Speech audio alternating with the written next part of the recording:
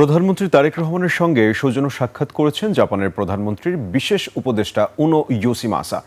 বৈঠকে বাংলাদেশ ও জাপানের মধ্যকার কৌশলগত অংশীদারিত্ব আরও সুদৃঢ় করা এবং দ্বিপাক্ষিক সম্পর্ক নতুন উচ্চতায় নিয়ে যাওয়ার বিষয়ে আলোচনা হয়।